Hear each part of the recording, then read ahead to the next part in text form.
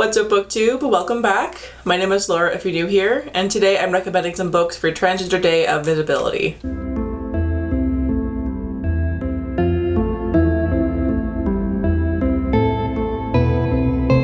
Happy Trans Day of Visibility. This is one of my favorite days of the year on the bookish internet because I love seeing everybody posting all of their recommendations for books by and about trans people. It just makes me so happy to see. And so obviously, being trans and non-binary myself, I had to jump in there and give some of my own recommendations. I had a massive list of books that I wanted to recommend, but we'd be here for way too long, so I managed to narrow it down to 5 books on my TBR that I'm the most excited to get to, but obviously this is by no means a comprehensive list, and there are a whole lot of creators out there who have been recommending books not just for today but all throughout the year, so definitely go and check some of those out on Instagram and Twitter or wherever you consume most of your bookish media. Go and check those out, take my recommendations, take their recommendations, and then go read all the books. So for the books that I chose, I wanted to pick ones that I haven't talked about very much on my channel in the past. I think I've at least mentioned most of these ones at some point or another, but I try to pick ones that I don't talk about frequently. So with that said, let's get started on the books. So the first one that I have here is Love Beyond Body, Space and Time, an Indigenous LGBT sci-fi anthology, which was edited by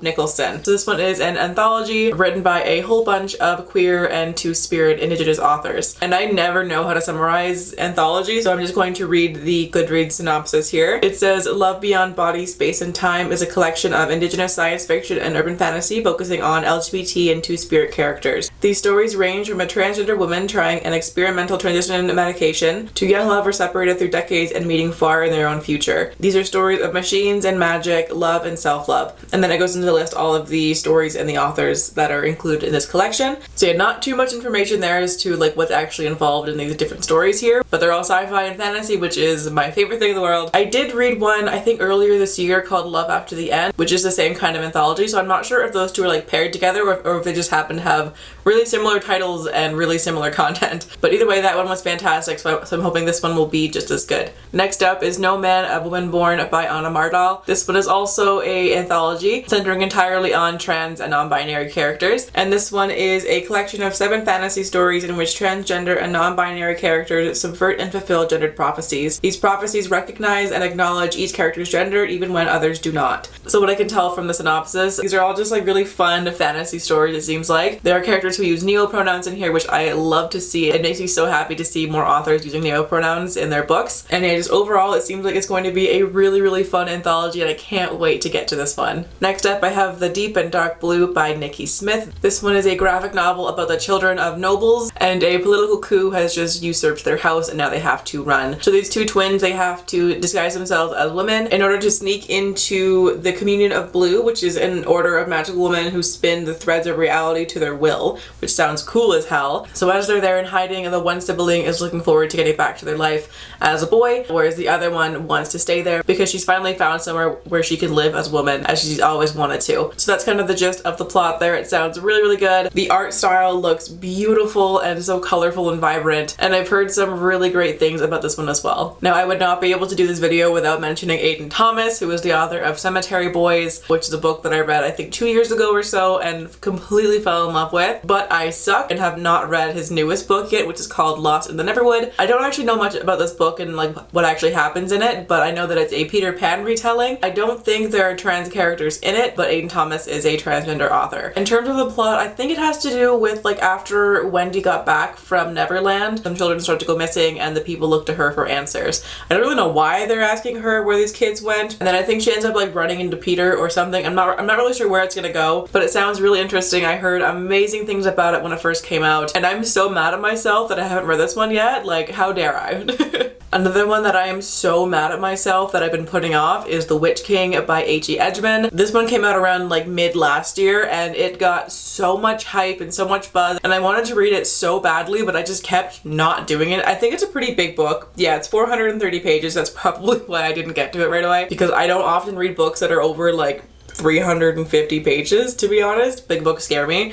So that's probably why I haven't read it yet, but I really do want to. This one just sounds amazing. The tagline on the synopsis says, "To save a fey kingdom, a trans witch must face his traumatic past and the royal fiancé he left behind." Like, that just sounds wonderful already. I don't know much more about what happens in this book, but from everything that I've heard, I think it's going to be an amazing book, and I need to read it like right now.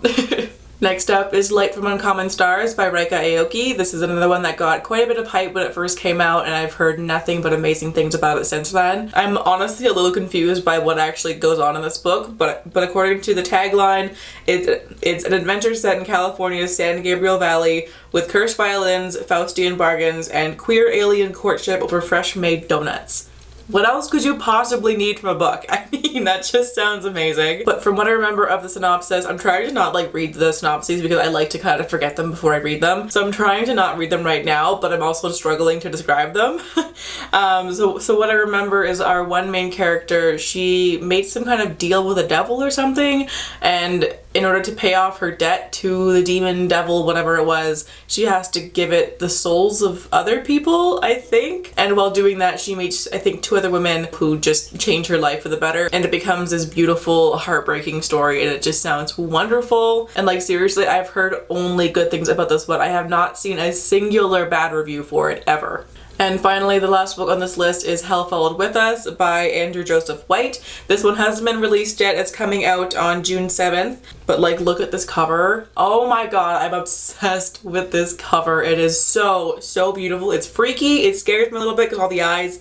But it's so beautiful. And for this one, the synopsis says, "Prepared to die, his kingdom is near. 16-year-old trans boy Benji is on the run from the cult that raised him and the fundamentalist sect that unleashed Armageddon and decimated the world's population. Desperately, he searches for a place where the cult can't get their hands on him, or more importantly, on the bioweapon they infected him with. But when conquered by monsters born from the destruction, Benji is rescued by a group of teens from the local LGBTQ+ center. The ALC's leader, Nick, is gorgeous, autistic, and a deadly shot, and he knows Benji's darkest secret. The cult's bioweapon is mutating him to a monster deadly enough to wipe humanity from the earth once and for all." And from there, they all team up and form a ragtag group, which is one of my favorite tropes ever. I love the like random group of people who really have no business working together, but they have to band together for a common good and end up becoming a found family. It is one of my favorite things ever, and I think that's where this one's going to go. I already love this book and I can't wait to get to it. But those are 7 books with transgender characters and by transgender authors for you guys to read for this year's TDOV. Please go ahead and leave your recommendations down below in the comments for me.